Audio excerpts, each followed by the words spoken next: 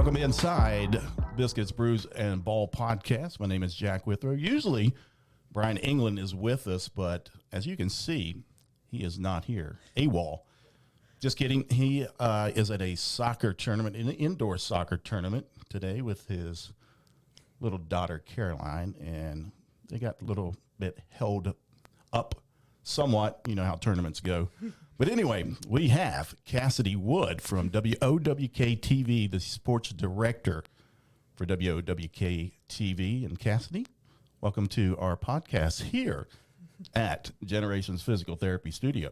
Thank you for having me. And I will like to say that I think Brian found out I was coming, and that's why he didn't show up. No. He was mad. No, he wasn't mad. He was just sad that he couldn't be down here. But he didn't want to leave his daughter there at the tournament, and I understand. You know, kids come first when you're a family man. So maybe next time down the road we can have you on the podcast. But for today, we've got Cassidy Wood and me right here on the Biscuits Brew and Ball Podcast. And usually we talk about what's going on with Brian's life and my life and food because it is biscuits. But let me ask, you're not originally from Charleston. Mm-mm. You are originally, you were born in San Diego, California, correct? Yep, that's correct. And now you're here in the Mountain State in the Kanawha Valley. What's your favorite food place here in the Kanawha Valley so far? Well, I'm a little bit biased. I love Adelphia because that was one of the first spots. I have a crazy story behind that. It's actually how I met my now roommate and best friend was there at Adelphia. So, and being the sports director, I love sports, and to go to a sports bar like that and be around people here in the community, it's just a great vibe. It's a great place. They have great wings, great food. So I'm over there quite a bit. Does it always come down to the wings? For me, right now, during football season, yes. Ask me in summer, maybe not so much, but I've eaten so many wings over the past couple months, for sure. And speaking of football, big day today. Mm-hmm. I hear the Packers are going to win. 35-0 is my prediction for the Packers. Nah, man, you got to go with Joe Cool. The local guy. Yeah. Well, not local, but, in the tri-state local. I actually got a chance to talk to him on Monday. Well, I saw where you talked to his parents. Yeah. You got to sit down with them. Yeah, it was kind of crazy. It was weird how we were able to make that work. But I reached out to Mr. Burrow and Mrs. Burrow, and they agreed to do a sit down with us. And they brought two of Joe's best friends from growing up, Ryan and Adam, and they're twins, actually. Yeah. And they were kind of a triple threat in high school there at Athens High School. Joe at quarterback, and they were his wide receivers. So they went to the playoffs, 3 years in a row. That school had never really gone. Joe and them took them there. And they were just great to talk to. And then on Monday, I got a virtual press pass for the Super Bowl, and I waited on a Zoom call for over an hour to try to get in there and talk to him. And they finally called on me, so I was able to ask him a question. You're only allowed to ask one. But I basically just asked him what his message is to the people of Athens. They've seen him go through all these trials and tribulations, and now here he is in year 2 in the NFL, going to the Super Bowl. What was his message, to the people back home? And he basically just said, you guys made me who I am today, and I will continue to do what I can to help you guys out. There's still a lot of issues and problems that are happening in Athens and the Plains, and, I'm sure you saw the Heisman speech and how much, money that brought to the area. And he continues to do that, maybe not on that big of a scale, but under the table, he's helping them out. And he basically just said, I hope I'm making him proud. And I was like, you sure are, I'm sure. I mean, going to the Super Bowl. So I guess your prediction will be, are you hoping it's the Bengals today? Oh, yeah. And, that hurts me as a Steeler fan. I really don't like saying that. What about the Cleveland fans? I know. Well, it was funny, actually. I saw my buddy Amanda, who I work with, she tweeted something. Did you ever see Rob Lowe with that NFL hat? Okay, yeah. With the look on his face. Right. Yeah. They said, this is the Browns fans today, watching the Super Bowl. So maybe I have to do that. But I do have a little bit of invested interest after talking to the Burrows, for sure. Yeah. Well, I'm a Packers fan. That's why I said they were going to win today. But football man, 2010 season killed us. We're not going to talk about the Packers today. But anyway. But I guess I'll root for the Bengals. because of the local affiliation. And Yep. I think it's Quentin Spain is the left tackle, played at WU. So there's a W connection there. So Plus, it's a team of destiny. sure. You got to root for the It's a team of storyline. destiny. So here in the Generations Physical Therapy studio, again, talking with Cassidy Wood of WOWK TV. And great to have her. And now, again, you grew up or born in, I assume grew up in San Diego. As a young child, did you play sports? Oh, yeah. The rule in my household was every kid had to play at least 2. Yep. So, yep. Dad, a sports guy then? Oh, yeah. Mom? Mom was growing up. She played softball and stuff. But my dad is one of 3 boys, and they were a big sports family. So his rule always was you had to play 2 sports. So I started with basketball, obviously soccer when I was real little, Yep. but basketball. And then my brother played football. My dad was actually coach of his Pop Warner team growing up. So I would go with them to all the practices and games and all that kind of stuff. But then my brother started playing lacrosse to keep in shape for football. And I went with him to his lacrosse practices. And I remember there was one day I was like 9 years old, and there were all these girls playing lacrosse, over there. And I was like, Mom, what's that?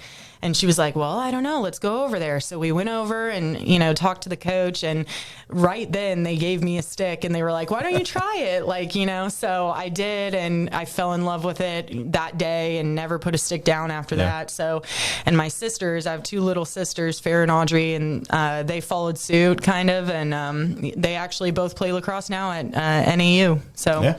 Yeah, I was the only one that didn't go and play in college. Well, you had other plans. Yeah. So you're still in sports. So Oh, yeah, I had a broadcast dream. you had a broadcast dream. Yeah. At what age did you start thinking that broadcast dream? I mean, I know as a kid, I played every sport available. I started with football in the fall and then went to wrestling, even played basketball some in elementary school and junior high. And then from wrestling and basketball, we went right into baseball and track season. Then summer was swimming for me. So it was year round. So, but I never thought that I would today be doing a podcast or what I do play by play for University of Charleston and high school sports here. That didn't come till later. But what point in your career or growing up did you think, hey, I want to go be a broadcaster?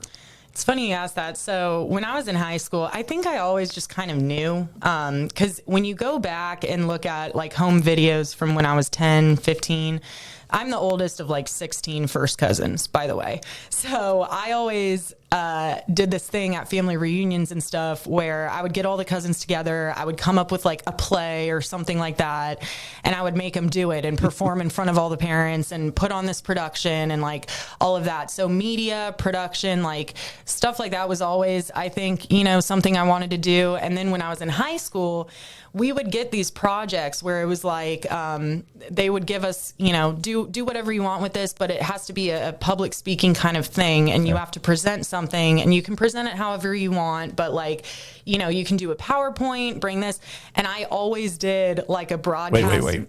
What age was this? So this was middle school, 6th, 7th, 8th grade. Yeah, like in middle school. You're so much younger than me. PowerPoint in middle school. Yeah, that's true, actually. But yeah, I mean, they would let us do whatever we wanted to do. So all through middle school and high school too, whenever we had a project where you could present it however you wanted to, I always wanted to do it in a broadcast way. Like I would, put on a headset and do the whole thing. And we have videos of that. So I have videos of me like 10 years old going, and it's about like the Civil War or something. Yeah. And I'm like, recite. So I always think I knew I wanted to do broadcast. And then when I went to college, I was actually majoring in poli-sci, and I was not doing well. And my freshman advisor like pulled me in her office and was like, all right, Cass, this is not what you're supposed to be doing. Like, you are not good at this. And she was like, so is there anything that you've thought about doing that maybe like, you have more of a passion for? And I was like, well, I've always loved sports. Sports has always been a huge part of my life. And at the time, I was already thinking about interning with Beaver Athletics up at Oregon State. And so I was thinking about that already. And she asked me if I like to write. And I was like, yeah, you know, that's always been my best subject in school. So I actually started in the newspaper up at school at Oregon State, and I would write about football, you know, sports, obviously all of them. But we had a really good system with football where we'd go, you know. So you worked in the SID with the SIDs, or it was really cool. At Oregon State, they had a thing called Orange Media Network, where, you know, it was kind of our broadcast journalism program, but they treated it like, you know, it was your job, and you kind of had to take it on yourself and, you know, make the effort, talk to the SID. Like, you really had, they kind of put it on you. So I would have to go to every practice, try to stay after, interview the coaches. Like, it was very much a real kind of real life situation. And once I started doing that, fell in love with it, like just loved it. And then it was my junior year of college. One of the guys, there were these two guys, Jake McGrady and Logan McGinnis. I'll never forget. They had a show called the Beaver Sports Show. Yeah, that's true. But they had a Beaver Sports Show, and one day, like, Logan couldn't show up, or Jake, I forget. And they pulled me on. They were like, Cass, you know a lot. Why don't you come on and do this? And that was the first time I ever did TV, and I loved it. And like, so you didn't stand there and go, no. like. Well, if you haven't noticed, I talk a lot, and I'm very outgoing. So well, that's fine. It was not that's why we have you on here. Yeah. I mean, exactly. So yeah. So thank you, by the way, for having me. Oregon State, the Beavers. Yeah. From there, I assume you graduated. Barely. Don't tell Mom. Not here to judge, but anyway, I think you went down to Beaumont, Texas. That is at a point. Was that right after Oregon State, getting out of school? Yeah. So basically, what happened was, when I graduated from Oregon State, I had to move back in with Mom and Dad, obviously, and that lasted I gave a frown face, but then I'm thinking, man, that doesn't sound bad. Yeah, it doesn't sound too bad. At the time, I'm the oldest of four, though. So at the time, I had a brother in high school, two sisters in middle school. It was just, it was an interesting dynamic. You know, you go from living on your own for 4 years, and then you move back, and I was just like, oh, I need to get out of here. So love my family, though. But I knew I wanted to go to Texas, because I knew I wanted to do sports broadcasting, and and especially football focused. I mean, I wanted to be around football. That's my favorite sport. It's my family's favorite sport. And I wanted to be around it. So I literally applied to every single TV station in Texas. It didn't matter the job title. I applied, and I went. And so it took about a month, and I got a phone call from Beaumont, Texas, market 141, by the way. So here in Charleston, where we did drop, we're like 74 right now. So if you can imagine, we're 74 here, and that was 141. So it's like double the, I guess, smaller. Right. If you get what I'm trying to say. But yeah, it's very small down there. They rank them, I assume. Yeah, exactly. You know? And it was really small down there. As far as the market. Yeah. Okay. And it wasn't like a broadcast job. It was a photog job. It was a camera guy job. You just wanted to get your foot in the door. I just wanted to get down there, and I needed to, I'm trying to get in at WOWK. They won't let me. Well, come on with me. It'll, we'll get you. I just want to be a photo guy. Yeah, let's do it. We need it, man. We need it. We have. You need a camera guy watching out for some people. Yeah, that's true. We don't got to go down that road. Oh my goodness. God bless her. We do need more camera guys, though. Put a reflective vest on. Yeah, for real. If you don't have one, I can get you one. Yeah, there you go. Anyway. Continue. But so it was a photog job down there, which sounds crazy to think about now. But went down there. I lasted about, first of all, I moved down there. The second week I was living down there, it was Hurricane Harvey. So I went from, growing up in San Diego, where nothing ever happens, and it's 75 and sunny every day. It's perfect. To, moving to Beaumont, where it was Hurricane Harvey. And it was my second week on the job, first job out of college, and I got thrown into it because our station literally was an island. Everywhere around it was like 6 feet of water. And so when we came into work that Monday, our boss said, bring a bag with you. I don't know how long we're going to be stuck here, but bring a change of clothes, yada, yada. Yeah. So I did. I ended up staying at the station for like 6 days. We slept on military grade cots upstairs in the sales offices. They teach you that at Oregon State? Yeah, no. It was very much a rude awakening into the real world. But I mean, I'm so thankful for it because I got thrown into it so hard, so fast. I was able to learn very, very quickly. And how it works with our industry is you learn at an exponential rate. Like it's amazing when you look at somebody in their first year reporting, and then, you know, even a year later or a couple months later, you grow so much. And then to have an experience like Harvey, you know, I just grew so much. Matter of fact, it took less than like 2 months, I think, before they put me on air. And then from there, it was kind of history, so to speak. But yeah, so I got pulled on air. I was down there for about a little over 2 years, reporting in Southeast Texas. Some of the best people I met, best barbecue, best Cajun food. If you want to talk food, crawfish, love crawfish. I mean, you're right there next to Louisiana. Oh yeah. And the cool thing about crawfish is it's a whole experience. You know, you're not just going for the food. It's like a whole, you know, they dump it on a table. Yep. You got to sit there and, you know, and everybody has their own little hole in front of them to put the shell casings. Funny story. A buddy of mine, he lived in Lafayette, Louisiana. Mm-hmm. His sister still lives down there. But anyway, we'd go down and visit and fly down into New Orleans and then drive over. Mm-hmm. And they said, let's go out to eat. And I'm not a spicy person eating-wise. Really? Oh, man. See, I'm the opposite. I start crying, nose starts, Give everything. Me 10. But anyway, so we go to this restaurant down south of Lafayette. I mean, we're in deep Cajun country then. Mm-hmm. And the restaurant was called Black's. It is no longer there anymore. But anyway, we go in and sit down at this big table, and the guy brings out these big tubs of crawfish. And I look at him and I say, which one are the mild ones? And he laughed at me. And just like dropped it and then left. And I'm like, man, I am in trouble if I eat one of these. Oh, and yeah. It's just that food down there. I mean, it is great. Yeah. But it is spicy hot down there. And I appreciate you bringing in food into this podcast, because that's what this podcast, a little bit of it is, that's why we name it the Biscuits in it. But I appreciate you bringing the food angle into the podcast. Of course, man. I miss crawfish so much. I don't.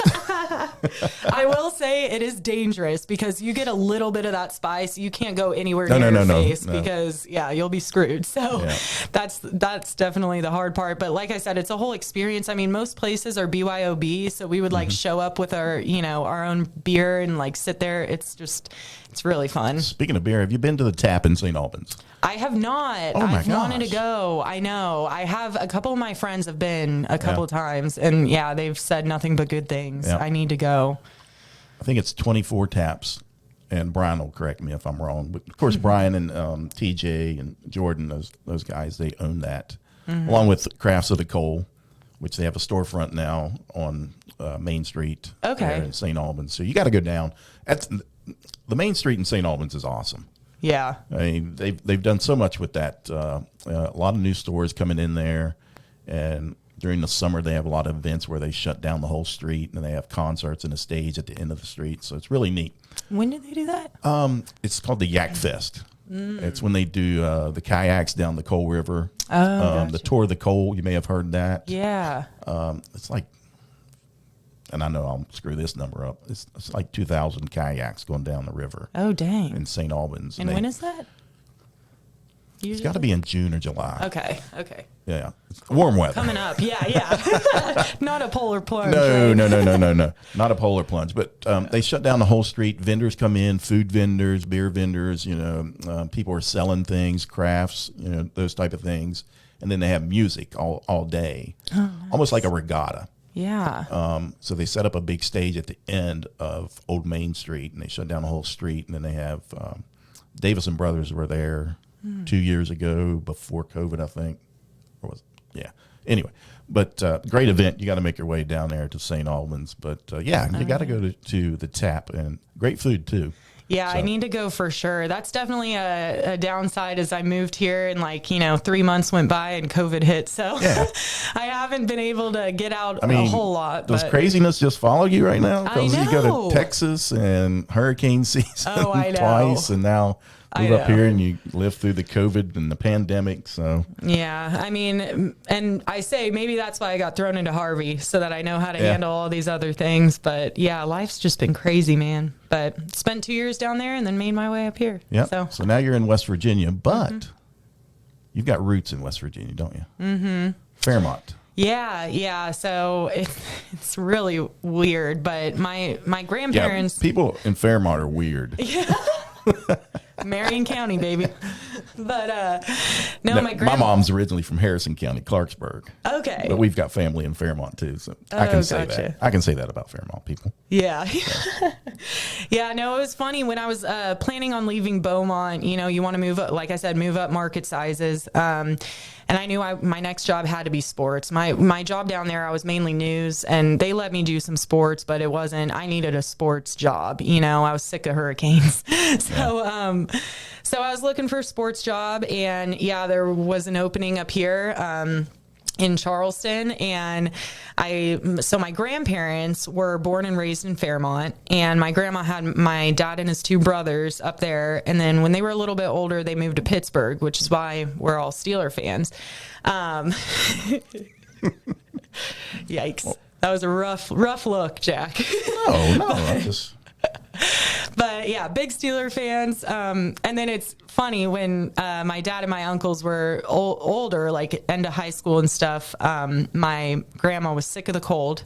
Yeah. So she was like, that's it, kids. We're packing it up. We're moving to California. Why didn't my parents do that? Didn't know anybody. Nothing. She just decided they were going and they went. And so did she just pick it out on the map, a warm place? Pretty much, I think. Well, and with my grandma too, she is very glamorous and always obsessed with Audrey Hepburn. She was very, very much like that. And being, the only female in a family full of men, I think for her, it was just, I want to get to LA. I want to see a glamorous lifestyle. And they supported her, God bless them. So they all moved to LA, and then my dad and mom met out there and raised their kids. So yeah, I was a second generation, I guess, California, but then moved it back here. So called up Grammy and told her, guess who's moving back to West Virginia? There's always a West Virginia connection. Oh, yeah. Things. But yeah, glad to have you back. And well, and that's why I love working here and living here, because especially in the sports world, I've heard so many times all roads lead through West Virginia. And the more I'm here, the more it's so true. I hung out with Nick Saban at the Greenbrier for 16 holes of golf. Yeah. I could never do that anywhere else, and just pick his brain. And I don't know, I've had access. I interviewed Byron Leftwich last year. I've had access to, people just because I'm here in this state, than I would have, anywhere else. So what, speaking of all that and the things you get to do, let's start off. What's the cons? What's the bad things about what you do the things that you don't like about the job? A lot of people say the negative feedback. Thank God I haven't had too much of it, but you do get some emails and messages here or there. You should be doing this. Your broadcast needs this, and they know. Yeah, I'm like, oh, you went to journalism school. You know what you're supposed to be doing. So, I try to just brush that off, and it does help having a good support system like I do. I mean, just the people around here support me. And so I haven't had too much negative feedback. I will say, I think the hardest part right now is trying to figure out how to juggle everything. I mean, even today I was a couple minutes late for you and I felt so bad, but I just feel like there's so much going on always, and I want so bad to cover everything that I can, but there's only one of me, and I do have Zach, shout out Zach, he's great, but there is only two of us, really, so trying to cover everything and get to everything, and the biggest thing for me is disappointing people. I hate disappointing people, so just trying to balance all of that, I think, is, I'm learning, so. What's the best thing about your job? The people that I meet. For sure. I mean, between the kids I've met, especially, I've been doing this job through COVID, right? And it's been heartbreaking. Like, there's this one kid that will stick with me forever. I already know. But I went down to Chapmanville because their football program, in 2020, they had to cancel so many games because their program got hit like hard. And they weren't doing anything wrong. They were doing everything they needed to do. But for some reason, the outbreaks down there were just insane. So when they finally got to play again, I went down there to do a story with them. And there was this one kid that I interviewed who was a junior at the time. So he's probably graduated by now. But he was pretty emotional and basically was saying that football was his ticket out of there.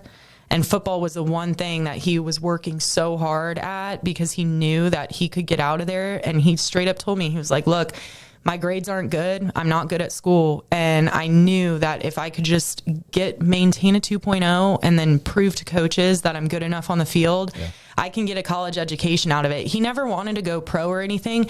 He just his family could not afford college and he just needed some help. And that is what he thought would help. And so it was just heartbreaking because it's like he got his junior season taken away, his senior season basically taken away because 2021 wasn't that different. And so it was just heartbreaking. And after our interview, the coach actually came up to me and told me that his story is actually, worse than he let on. And I was like, what do you mean? And he said that both his parents passed away in a car accident 2 years prior. His grandma was taking care of him. He had to become the man of the house at a really young age, really quickly and unexpectedly in the middle of a pandemic. It was just all these things. And he's not the only kid. There's so many kids out there that this has affected their futures.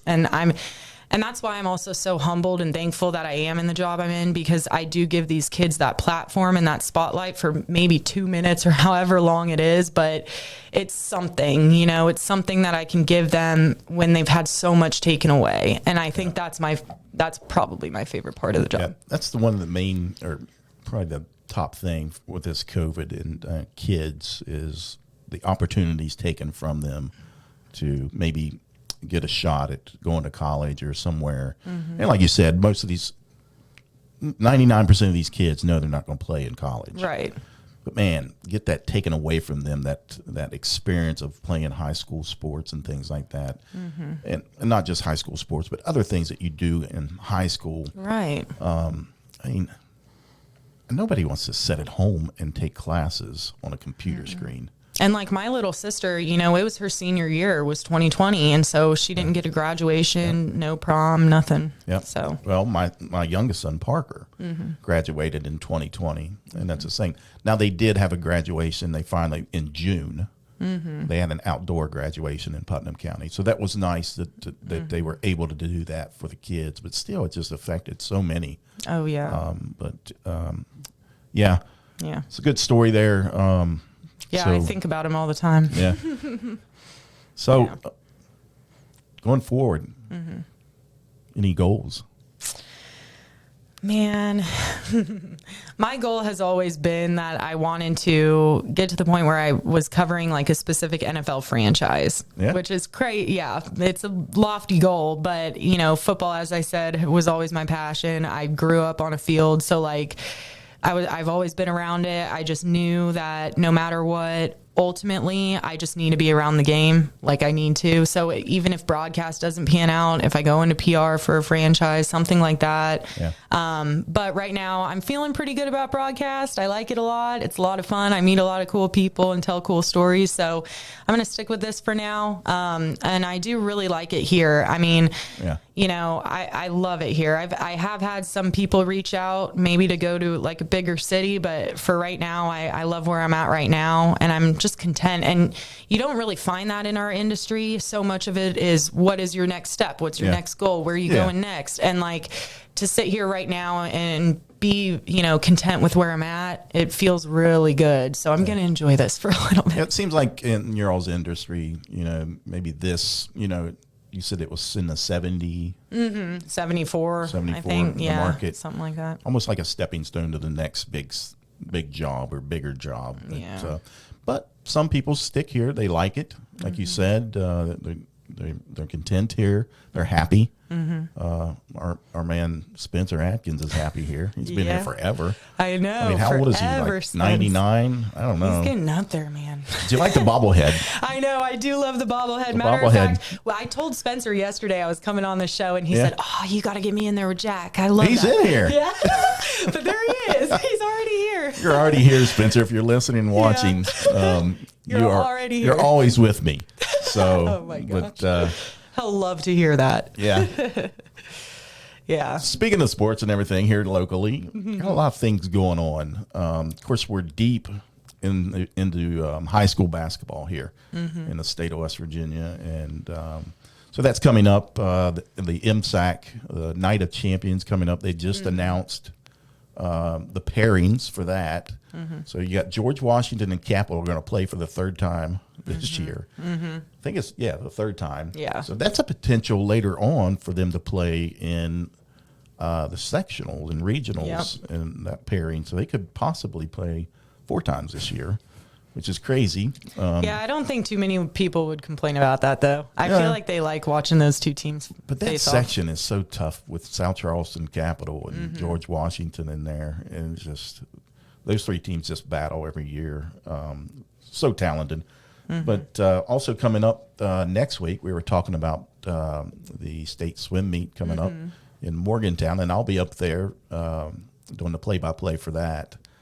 And this is one of the first time I ever did a swim meet was last year. I was about to ask, what's it like doing play-by-play for a swim meet? I didn't know what I was going to get into when I got there. Of course, I grew up swimming. I told you I swam every summer. So I knew how a swim meet flowed. I know all the strokes. I know, how things are timed. And so that helped me. And I had a guy with me. He's from the Eastern Panhandle. He's a coach up there for the swim team. And he runs the Swim WV website.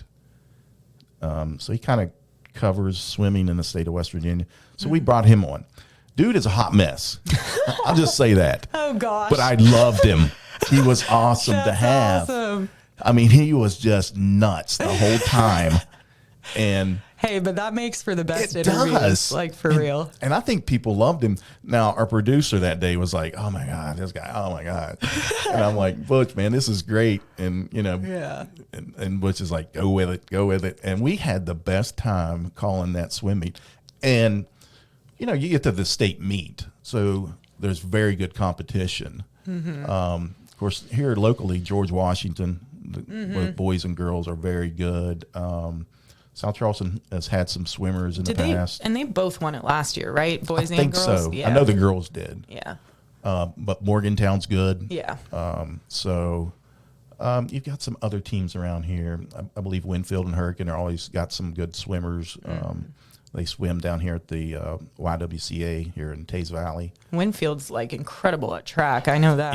Yeah. Every time I've covered that state track meet. So it's always that. Yeah, it's a fun event.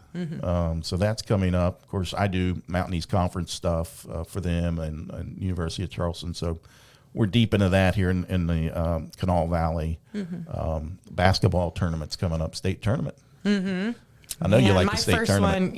My first one was last year. Yeah. And, oh, man, it was incredible. Yeah. Just the atmosphere, the amount of people that come out for it. Like, well, now it's 5 days, a 5-day event. It used to be just 4. Now we're in 4 classifications. Right. So now it's a 5-day event. So even more people come to Charleston for that. So yeah, I was bummed about the reclassification because I got here and I learned everything. And then it was like, oh, no, we're going to do 4A now. What is going on? I was like, no, I just got this job. I'm just getting, my feet on the ground. And now everything's changing. But, oh, man, you'll love it, though. Yep. That's part of the job. So did Marshall win today?